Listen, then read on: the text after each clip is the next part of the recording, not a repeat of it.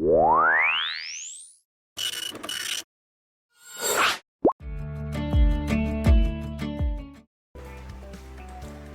हमने देखा कि किस तरीके से जो ये एज एट्रीब्यूट है ये ऑब्जेक्ट से अटैच हो चुका है, ठीक। तो सेल्फ डॉट एज मतलब ये एट्रीब्यूट है, ऑब्जेक्ट से अटैच हो चुका है, ठीक है।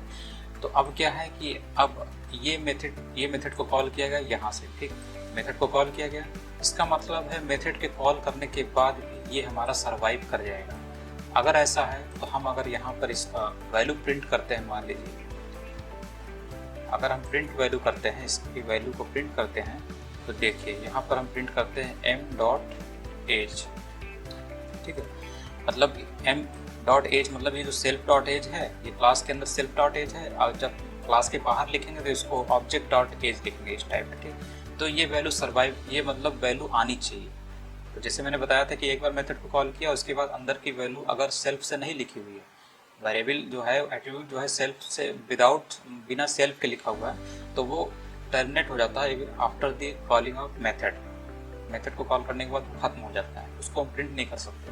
लेकिन क्या अगर अब हम इसको ऑब्जेक्ट से अटैच कर दिए तो इसका मतलब है कि इसको जब कॉल किया गया है उसके कॉल करने के बाद भी, मेथड को कॉल करने के बाद भी हमारा ये जो एक्सेसिबल होना चाहिए, जो एट्रीब्यूट है ये एक्सेसिबल होना चाहिए out of the class.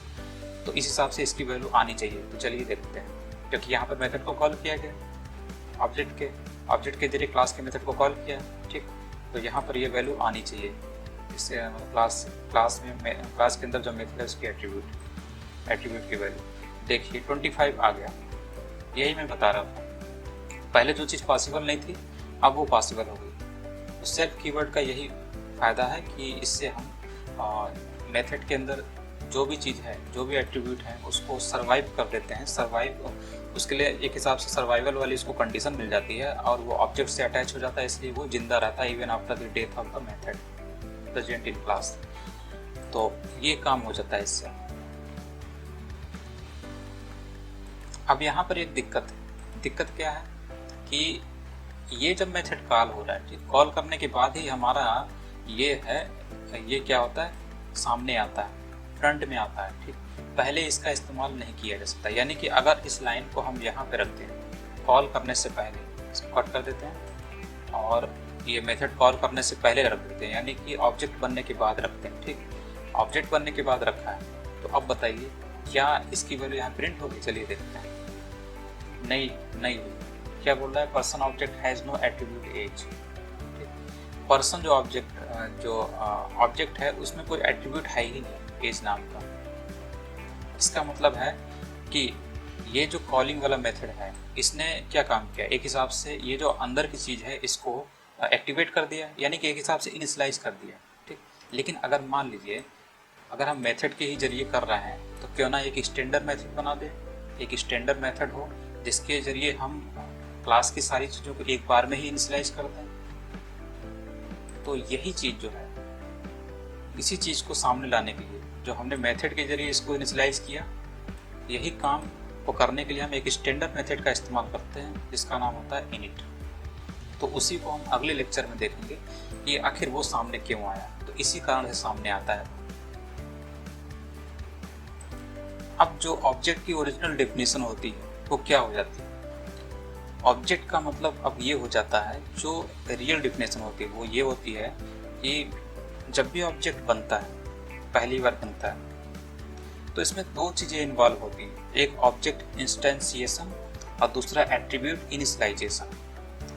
Object इंस्टेंसिएशन का मतलब ये ऑब्जेक्ट बन गया, और दूसरा काम होता है एट्रीब्यूट इनिशियलाइजेशन का, जो अब हम करेंगे अगले लेक्चर में। तो जो ऑब्जेक्ट इंस्टेंसिएशन होता है पाइथन में, ये तो ऑटोमेटिकली इंटरप्रेटर के द्वारा, यानी पाइथन जो इंटरप्रेटर है उसके द्वारा ऑटोमेटिकली हैंडल किया जाता है। तो इसे आपको अलग से किसी कंस्ट्रक्टर के जरिए ये डिफाइन करने की ज़रूरत नहीं पड़ती ऑब्जेक्ट। जैसे कि दूसरी लैंग्वेज में हम कंस्ट्रक्टर का इस्तेमाल करते हैं, उसके जरिए ऑब्जेक्ट बनाते हैं, ये सब चीज़ें होती हैं। यहाँ पे ये काम करने की ज़रूरत नहीं। लेकिन जो इसमें जो एट्रीब्यूट इनिशियलाइजेशन है, इसके लिए एक मेथड होता है इनिट, ठीक। इनिट का मतलब होता है इनिशियलाइजर, जो इनिशियलाइज करता है। जो यहाँ पर कमी थी इसके साथ कि मेथड के जरिए हमने इसको इनिशियलाइज करने की कोशिश की गई, कोशिश की, तो क्यों ना एक स्टैंडर्ड मेथड बना दे जिसमें एक ही बार में सारे एट्रीब्यूट्स जो कि विभिन्न प्रकार के ऑब्जेक्ट्स के द्वारा इस्तेमाल किए जाएंगे उनको हम पहले से ही उसमें डाल दें, एक ही बार में इनिशियलाइज हो जाए। तो यही काम करने की कोशिश यहाँ पर की जाएगी। तो इसी को हम अगले लेक्चर में देखेंगे। इनिट मेथड के बारे में देखेंगे जो कि एक मैजिक मेथड की तरह है, जो कि इनिशियलाइज करने का काम करता है विभिन्न एट्रीब्यूट्स को। एट्रीब्यूट्स यानी कि ऑब्जेक्ट के जो वैल्यू है एक हिसाब से ऑब्जेक्ट के द्वारा जो कंट्रोल होते हैं, यानी कि वो रहेंगे तो क्लास में, ठीक, लेकिन उसको एट्रीब्यूट जो ऑब्जेक्ट बनते हैं वो उसको हैंडल कर सकते हैं, उसमें फेरबदल करके अपने हिसाब से क्लास के पूरे कोड से ऑब्जेक्ट के जरिए एक डिजायर्ड आउटपुट निकालने में सक्षम हो पाते हैं। तो ये ऑब्जेक्ट जो है, ऑब्जेक्ट के लिए ये एट्रीब्यूट बहुत ज़रूरी होते हैं। तो चलिए अगले वीडियो में मिलते हैं। Audio Jungle.